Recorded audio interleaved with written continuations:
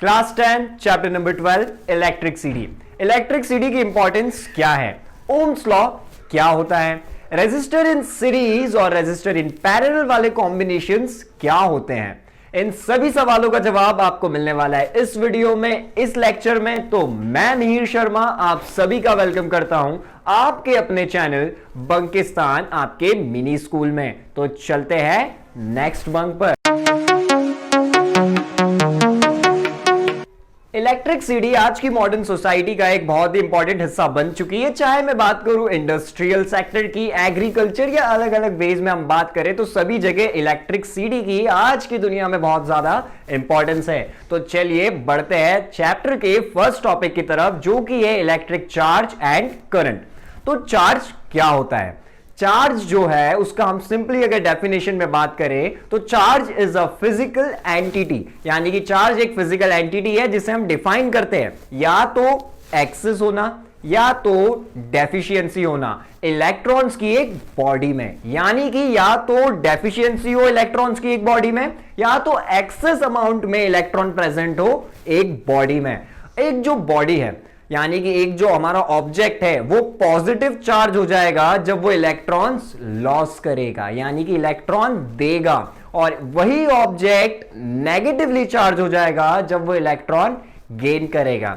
चलिए ये बात थोड़ा सा अच्छे से समझ नहीं आई होगी तो इसे डिस्कस करते हैं थोड़ा सा ब्रीफ में।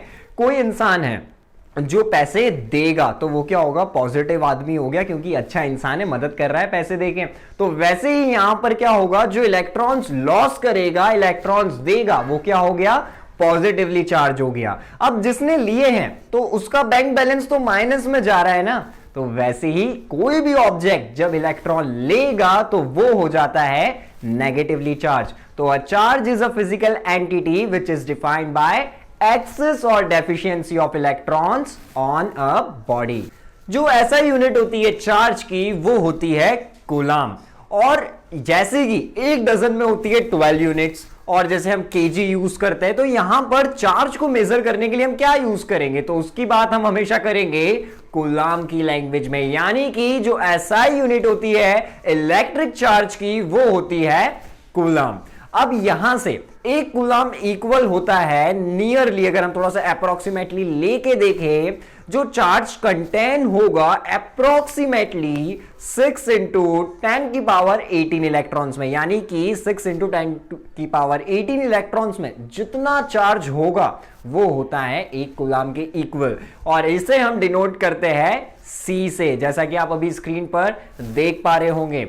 और यहां से हम बात करें तो ऐसा यूनिट क्या होती है चार्ज की, कूलम होती है, हमें क्लियर हो गया है। अब जो टोटल चार्ज एक बॉडी पर, यानी कि कोई भी बॉडी यहां पर प्रेजेंट है उस पर टोटल चार्ज हमें देखना है, तो अब यहां पर जो टोटल चार्ज होगा हमेशा एक बॉडी पर वो इंटीग्रल मल्टीपल होगा, वो हमेशा इंटीग्रल मल्टीपल होगा चार्ज के मैग्नीट्यूड का जो इलेक्ट्रॉन पे होगा, यानी कि जो चार्ज का मैग्नीट्यूड होगा एक इलेक्ट्रॉन का, जितना चार्ज उस पे होगा उसका मल्टीप्लिकेशन होगा। सर थोड़ा सा बाउंसर गया, समझ नहीं आया, तो चलिए थोड़ा सा ऐसे डिटेल में स्टडी करते हैं। यानी कि एक प्रिंसिपल है जो ये कहता है कि जो टोटल चार्ज होगा वो हमेशा इंटीग्रल मल्टीपल होगा। अब किसका होगा, तो इसे थोड़ा सा एक फॉर्मल लैंग्वेज जिसमें हम पेपर लिखते हैं और एक अनफॉर्मल जिसमें हम बच्चे समझते हैं। तो चलिए अब थोड़ा सा स्टूडेंट्स वाली लैंग्वेज में से समझते हैं कि किसी भी बॉडी पे जो टोटल चार्ज होगा वो हमेशा इंटीग्रल मल्टीपल होगा, और किसका होगा, तो वो जो प्रिंसिपल है उसका नाम है क्वांटिजेशन ऑफ चार्ज। अब क्वांटिजेशन ऑफ चार्ज यहां से क्या कहता है, Q इक्वल्स टू एनी।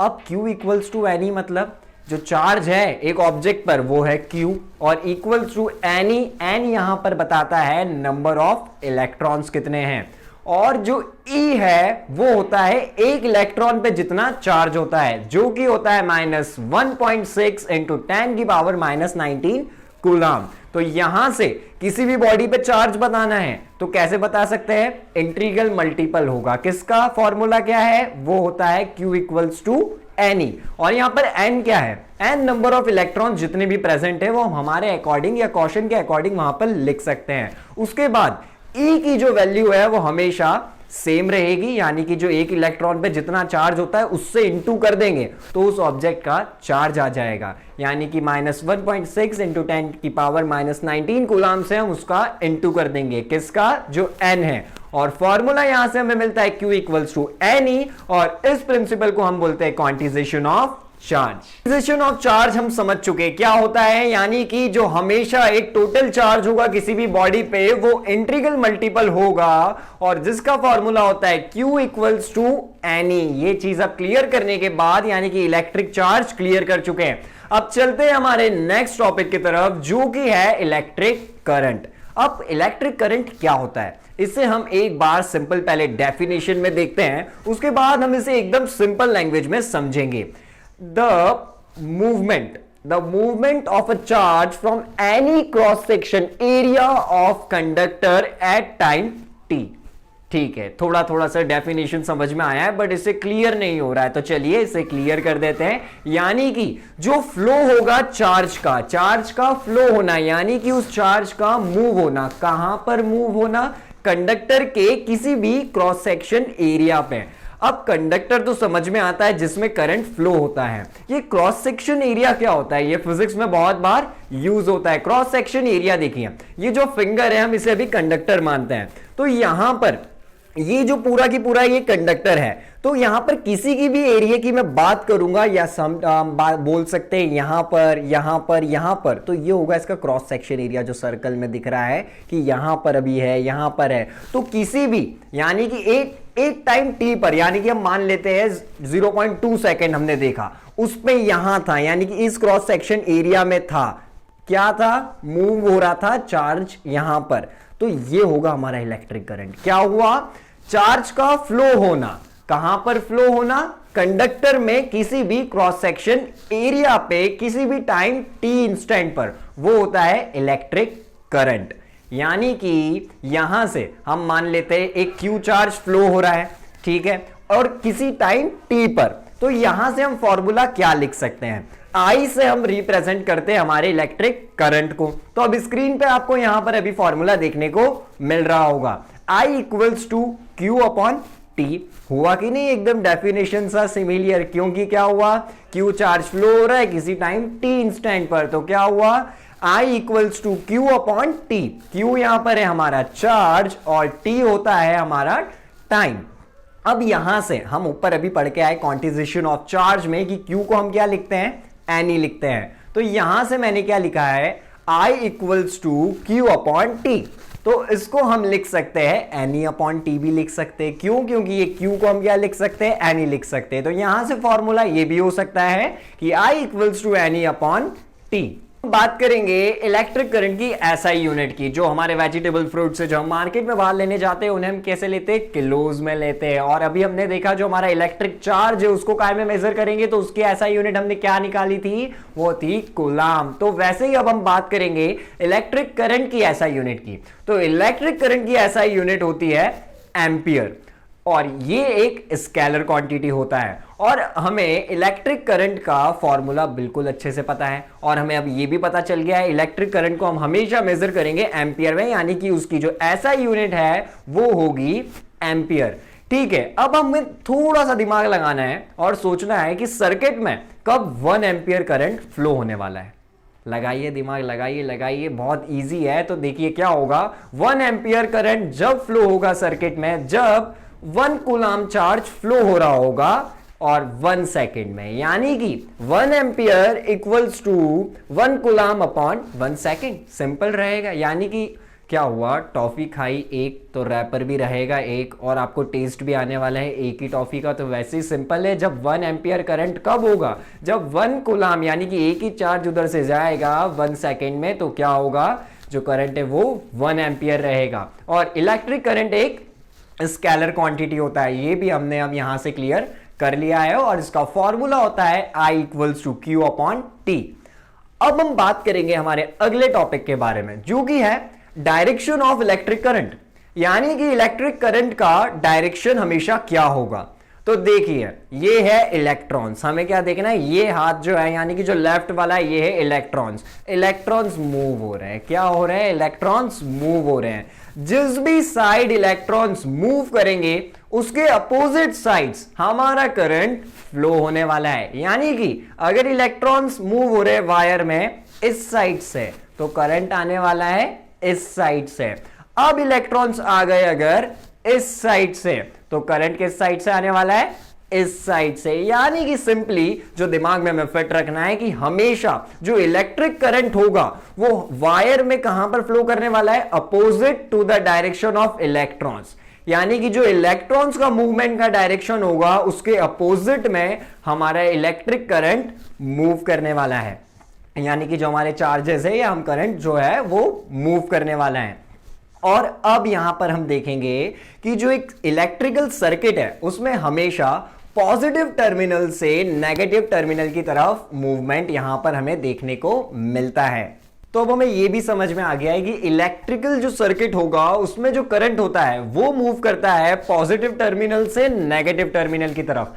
अब हम बात करने वाले हैं flow of charges inside a wire, यानी कि जो चार्ज का फ्लो होगा एक वायर के अंदर, अब उसकी बात करेंगे। यानी कि अब flow of charges inside a wire. तो सॉलिड के इनसाइड क्या होता है, जो सारी चीजें वो बहुत क्लोजली पैक्ड रहती है, इसीलिए तो वो इतना रिजिड होता है, रिजिडिटी वहां पर बहुत ज्यादा हाइयर होती है। क्योंकि वो सारी चीजें क्लोजली पैक्ड होती है, वहां पर इलेक्ट्रॉन्स का मूवमेंट नहीं हो सकता है।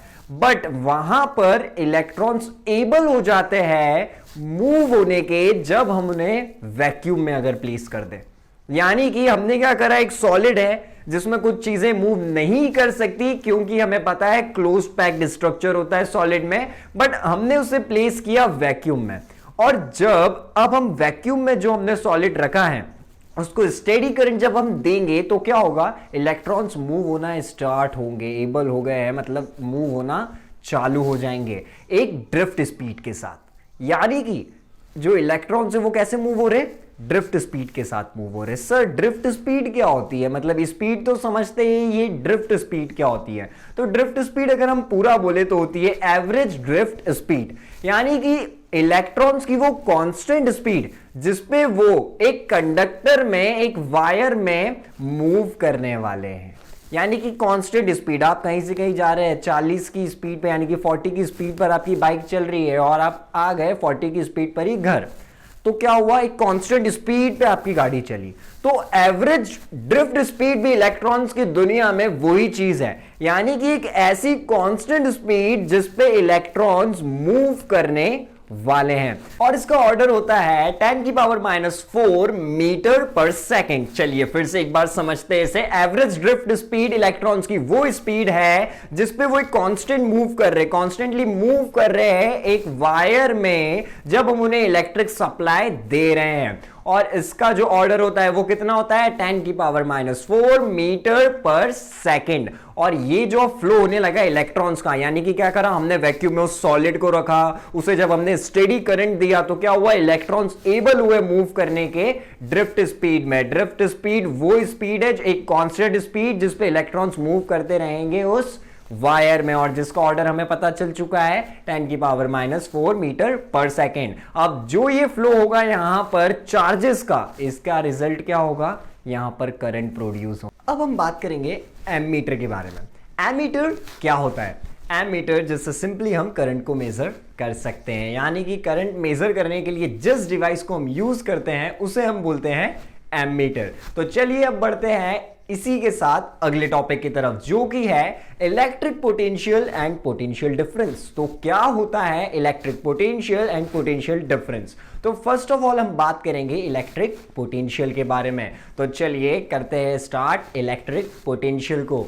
इलेक्ट्रिक पोटेंशियल क्या होता है, the amount of work done in moving a unit positive charge from infinity to a point. ये हो गया बाय डेफिनेशन। अब हमारी अंडरस्टैंडिंग की बात कर लेते हैं, यानी कि अब इसे समझते हैं कि यहां पर होने क्या वाला है, इलेक्ट्रिक पोटेंशियल होता क्या है। मान के चलिए एक यूनिट पॉजिटिव चार्ज है ये, और ये पॉइंट है इंफिनिटी। तो इंफिनिटी से उस चार्ज को एक पॉइंट तक लाने में जितना वर्क करना पड़ा, यानी कि आपको कितना वर्क करना पड़ा। समझ के चलिए आपने एक एप्पल खाया है, हम एनर्जी को जूल में लेते हैं, यानी कि एक एप्पल आपने खाया, 80 जूल एनर्जी आप में आ गई, आप बन गए पावरफुल। अब आपने क्या करा, बेंच को मूव करना चालू किया। बेंच रखी हुई थी बेडरूम में, लेके आ गए हॉल में, तो उस एप्पल में कितनी एनर्जी थी, 80 जूल। तो अब क्या हुआ, 80 जूल खर्च हो गया। काय में खर्च हो गया, उस बेंच को लाने में, बेडरूम से हॉल तक लाने में। तो कितना वर्क आपको करना पड़ा to move a bench from bedroom to hall, वो आपका क्या हो गया, जितनी एनर्जी आपको वहां लगी। तो वैसे इलेक्ट्रिक पोटेंशियल हम अब फिजिक्स की भाषा में बोल के देखें तो क्या होगा, यहां पर हम बेंच की जगह क्या मूव कर रहे हैं, चार्ज को मूव कर रहे हैं, और बेडरूम की जगह कहां से मूव कर रहे हैं, इन्फिनिटी से मूव कर रहे हैं, और हॉल की जगह जाना कहां है, किसी एक पॉइंट पर। तो अमाउंट ऑफ वर्क डन यहां कितना करना पड़ेगा, यहां तो हमने एप्पल नहीं कहा है, यहां 80 जूल एनर्जी हमें पता भी नहीं है।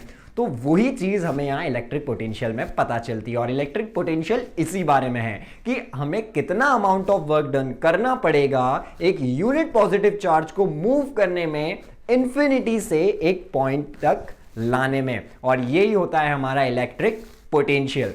तो चलिए अब हम सोचते हैं इसका फॉर्मूला। तो अब स्क्रीन पे आपको इसका फॉर्मूला दिख रहा होगा। अब ये कैसे बना है, इसके पीछे का सेंस देखते हैं।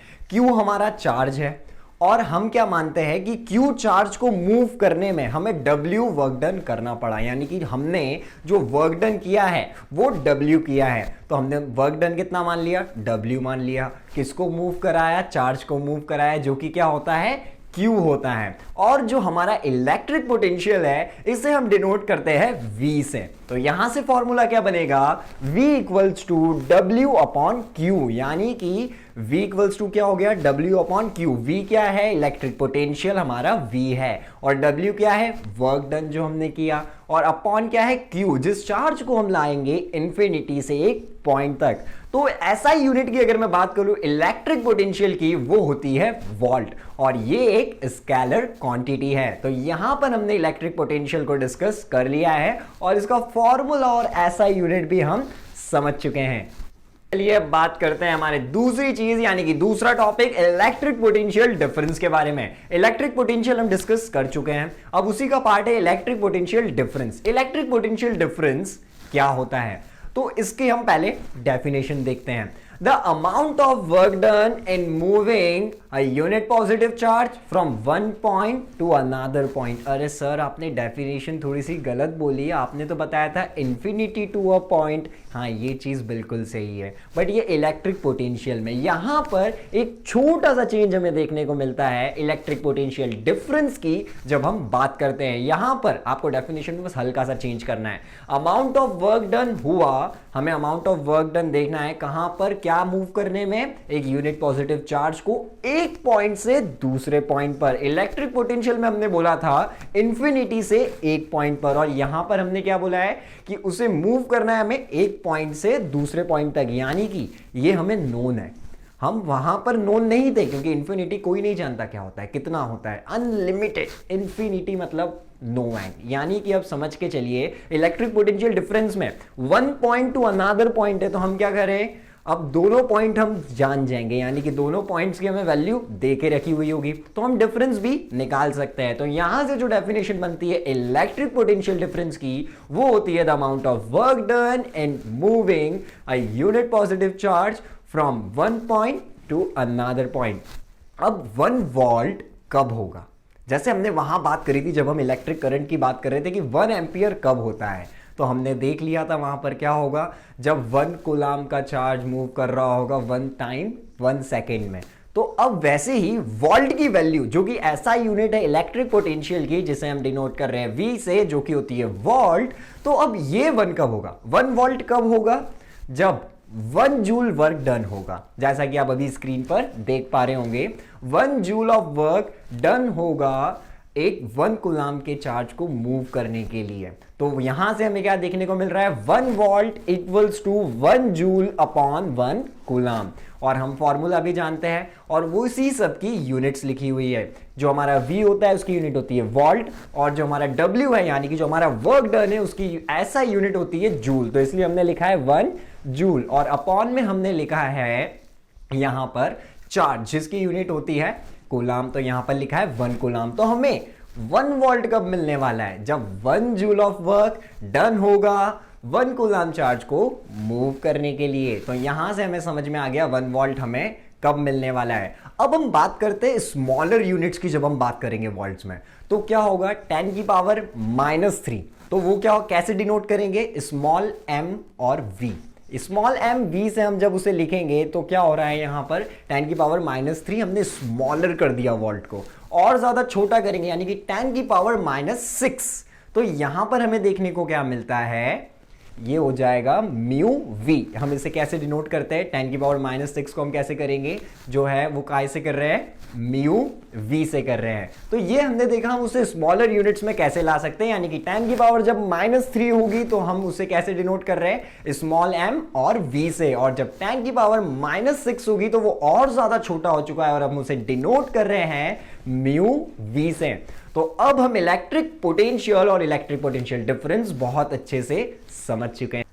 अब इलेक्ट्रिक पोटेंशियल और इलेक्ट्रिक पोटेंशियल डिफरेंस समझने के बाद ये दोनों चीजें तो हमें क्लियर हो चुकी हैं। हम समझेंगे वोल्टमीटर क्या होता है। वोल्टमीटर दोनों टर्मिनल्स के बीच में कितना पोटेंशियल डिफरेंस है उसको मेजर करने का काम करता है। यानी कि हमने दो अभी तक डिवाइसेस पढ़े हैं, एक था एमीटर जो करंट को मेजर कर रहा था, और एक ये वोल्टमीटर जो क्या कर रहा है, वोल्ट को मेजर कर रहा है। तो चलिए अब हम इलेक्ट्रिसिटी के धीरे धीरे पास जा रहे हैं, ऐसा सोच सकते हैं आप, क्योंकि अब हम बात करने वाले एक इलेक्ट्रिक सर्किट के बारे में। क्या होता है एक इलेक्ट्रिक सर्किट, चलिए साइंटिफिक तौर पे इस चीज को समझते हैं। एक जो इलेक्ट्रिक सर्किट होता है हम उसका पहले डेफिनेशन देखते हैं। A closed end continuous path from which the electric current flows, यानी कि एक क्लोज्ड और एक कंटिन्यूअस पाथ जिससे इलेक्ट्रिक करंट फ्लो होगा। क्लोज्ड क्यों बोला है, क्योंकि हमेशा हमें एक चीज दिमाग में फिट रखनी है, क्लोज्ड सर्किट से ही करंट फ्लो होगा। किसी ने बोला ओपन सर्किट है करंट इतना फ्लो हो रहा है तो बताओ कि वोल्ट क्या रहेगा, ये सारे क्वेश्चंस पूछे तो क्या बोलना, ओपन सर्किट है करंट तो फ्लो ही नहीं होगा। यानी कि हमेशा हमें याद रखना है अगर करंट को पास होना है सर्किट में सो उसे क्या होना पड़ेगा, क्लोज्ड होना पड़ेगा, और एक क्लोज्ड सर्किट से ही करंट पास होता है। तो यहां से इलेक्ट्रिक सर्किट को जो हमने समझा है वो ये है कि a closed end continuous path from which electric current flows. अब कंटिन्यू रहता है, अब क्या है अगर क्लोज्ड है तो वो पूरा की पूरा कंटिन्यू रहेगा। अब आपको क्या होगा, एक यहां पर सिस्टमैटिक डायग्राम देखने को मिल रहा है इलेक्ट्रिक सर्किट का, तो आपको इस डायग्राम पे नजर रखनी है और यहां पर नजर रखनी है। अब हम समझते हैं इलेक्ट्रिक सर्किट को और अच्छे से, हमें ये तो समझ में आ गया ये क्लोज्ड और कंटिन्यूअस पाथ है जहां से क्या हो रहा है, इलेक्ट्रिक करंट फ्लो हो रहा है। अब इसमें बहुत सारे कंपोनेंट्स होते हैं, तो चलिए पढ़ते हैं इन कंपोनेंट्स के बारे में। तो यहां पर होता है एक सोर्स।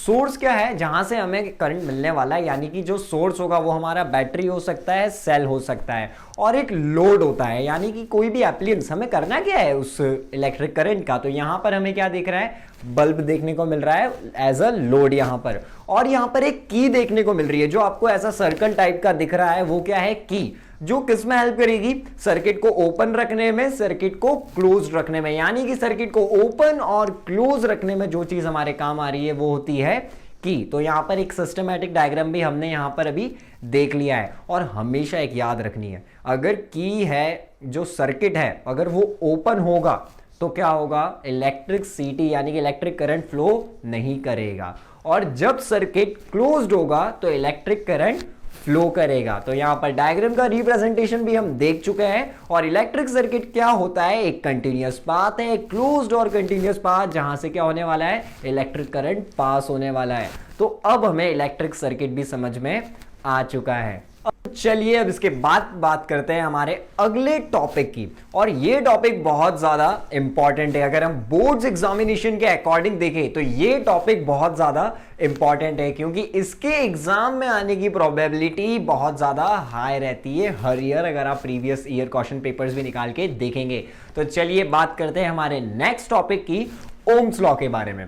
ओम्स लॉ दिया था सर जॉर्ज सिमन ओम ने, यानी कि जॉर्ज सिमन ओम जो है उन्होंने दिया था ओम्स लॉ। अब ओम्स लॉ क्या होता है, ये होता है रिलेशनशिप होता है। क्या होता है, रिलेशनशिप होता है। किस चीज के बारे में रिलेशनशिप होता है, जो हमारा करंट आई फ्लो हो रहा है, क्या हो रहा है, जो हमारा करंट आई है वो एक वायर में फ्लो हो रहा है और जो हमारा पोटेंशियल डिफरेंस होगा टर्मिनल्स पर, यानी कि हमें रिलेशनशिप देता है Ohm's law of current I and potential V, यानी कि V और I के बीच में हमें यहां पर रिलेशन देखने को मिलता है। तो चलिए देखते हैं ये लॉ कहता क्या है, क्या स्टेट करता है। तो यहां पर आप देखेंगे it states that the current flowing in the wire, यानी कि जो करंट वायर में फ्लो हो रहा है, सर्किट में फ्लो हो रहा है, वो डायरेक्टली प्रोपोर्शनल होता है to the potential difference applied across its and,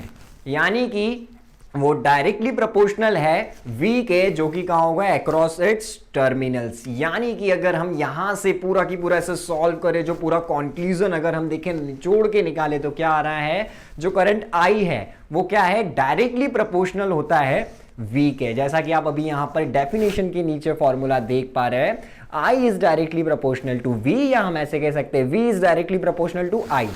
अब डायरेक्टली प्रोपोर्शनल ये साइन बहुत जगह यूज होने वाला है। तो ये प्रोपोर्शनल के साइन का मतलब क्या है, जितना ज्यादा I होगा उतना ही ज्यादा V होगा, जितना ज्यादा V होगा across the terminals across its and, उतना ही ज्यादा करंट होगा।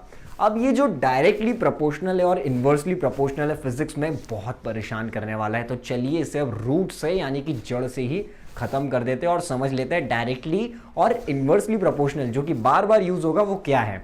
समझ लीजिए घर में कोई भी नहीं है, अब आपको बनाना है खाना, अब आपको आता नहीं है कुछ भी बनाना, आपने फ्रिज खोला, सब्जी मिल गई, अब क्या करें, रोटी बनाना तो आती नहीं है, कौन बेलेगा, बड़ी बड़ी गोल शेप निकलने नहीं वाली और सेकने का अलग टेंशन। आपने करी पूड़ियाँ बनाना चालू, और आपने पूड़ी बनाना चालू करी, तो अब आपकी जो स्पीड है पूड़ी बनाने की, आपको मान के चलना है वो डायरेक्टली प्रोपोर्शनल है आपके कॉन्सेंट्रेशन के। किसके हैं, आपके कॉन्सेंट्रेशन के।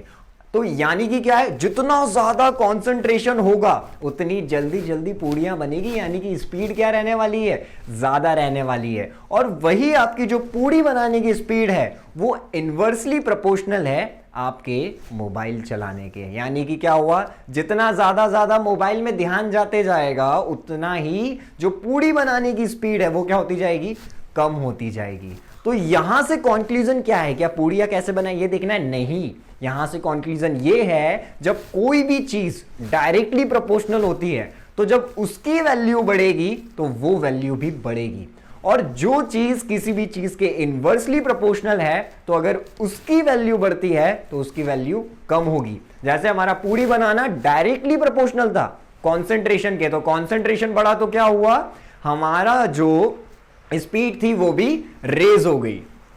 और जो हमारा फोन चलाना था वो इनवर्सली प्रोपोर्शनल था, वो इंक्रीज हुआ तो क्या हुआ, पूड़ी बनाने की जो स्पीड थी वो कम हो गई। तो यहां से हमें डायरेक्टली प्रोपोर्शनल और इनवर्सली प्रोपोर्शनल का कंसेप्ट समझ में आ गया है। तो यहां पर क्या है, जो हम अभी स्टेटमेंट के बाद जो निकाल के लाए वो क्या है, formula V is directly proportional to I, यानी कि जो वोल्टेज है across its ends across its terminals वो डायरेक्टली प्रोपोर्शनल होता है करंट I के, यानी कि V की वैल्यू बढ़ेगी तो I की वैल्यू भी बढ़ेगी। क्यों, क्योंकि दोनों एक दूसरे के क्या होते हैं, डायरेक्टली प्रोपोर्शनल होते हैं। और हमारा जब मोबाइल चलाने की स्पीड बढ़ी जो कि इनवर्सली प्रोपोर्शनल है, तो हमारी जो पूड़ियां बनाने की स्पीड थी वो क्या हो गई, कम हो गई। तो डायरेक्टली प्रोपोर्शनल और इनवर्सली प्रोपोर्शनल का कंसेप्ट हमें क्लियर हो गया है। तो यहां से हमने जो स्टेटमेंट के बाद फॉर्मूला निकाला था वो था V is directly proportional to I, यानी कि जो वोल्टेज है across its ends across its terminals वो इंक्रीज होगा तो क्या होगा, जो वायर में करंट है जो I की वैल्यू है वो भी इंक्रीज होगी। अब यहां पर हमेशा याद रखना है, जब भी प्रोपोर्शनलिटी साइन हटेगा तो काय का साइन आएगा, इक्वल्स टू का आएगा। हमेशा याद रखना है, प्रोपोर्शनलिटी का साइन हटेगा और इक्वल्स टू का साइन आएगा। लेकिन जब भी एक प्रोपोर्शनलिटी का साइन हटता है तो वहां पर इंट्रोड्यूस होता है कांस्टेंट। तो चलिए देखते हैं, अब अगली स्टेप पे बढ़ते हैं और लाते हैं हमारे कांस्टेंट को और करते हैं उसका वेलकम। तो यहां से अब जब हम प्रोपोर्शनलिटी साइन हटाएंगे तो फॉर्मूला बन जाएगा V इक्वल्स टू IR।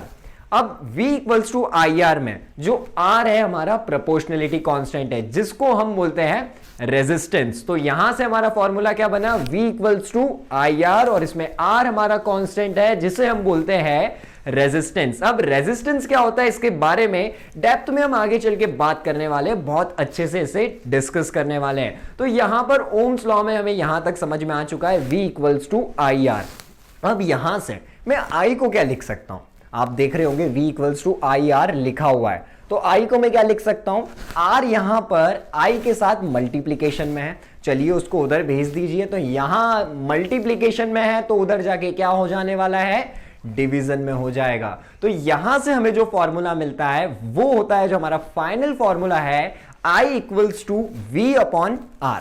हम पूरा की पूरा जितने भी स्टेप्स है उसे देख पा रहे हैं, और लास्ट में हमने जो कंक्लूजन निकाला है वो क्या निकाला है, यहां से हम I को लिख सकते हैं I equals to V upon R।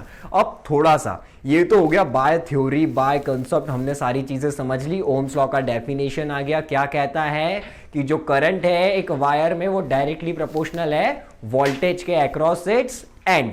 अब यहां पर I का जो फॉर्मूला लाए वो भी समझ में आ गया, तो प्रैक्टिकली इसको देखते हैं। I equals to V upon R, आमने सामने है I और V, तो क्या हुए, डायरेक्टली प्रोपोर्शनल हुए। सामने वाली चीज क्या होती है, डायरेक्टली प्रोपोर्शनल, और जो इनवर्सली प्रोपोर्शनल होता है वो हमेशा नीचे आता है। तो हमारा ये जो फॉर्मूला है I equals to V upon R, यानी कि V की वैल्यू बढ़ेगी तो I की वैल्यू बढ़ेगी, और जो हमारा R है यहां पर वो होता है इनवर्सली प्रोपोर्शनल, यानी कि जब R की वैल्यू बढ़ेगी तो करंट की वैल्यू क्या होने वाली है, कम होने वाली है। क्योंकि हम देख के आए थे जब मोबाइल चलाने की स्पीड जो थी वो इनवर्सली थी, तो क्या हो रहा था, वो वाली चीज कम हो रही थी। यानी कि जो हमारा रेजिस्टेंस है वो इनवर्सली है यहां पर हमारे करंट के, तो क्या होने वाला है, जब रेजिस्टेंस बढ़ेगा उसकी वैल्यू बढ़ेगी तो करंट की वैल्यू में क्या होने वाला है, डिक्रीज होने वाली है, कम होने वाली है। तो ये था हमारा ओम्स लॉ, इसका फॉर्मूला और इसकी स्टेटमेंट, और ये किस चीज का रिलेशन होता है ये हम बहुत अच्छे से डिस्कस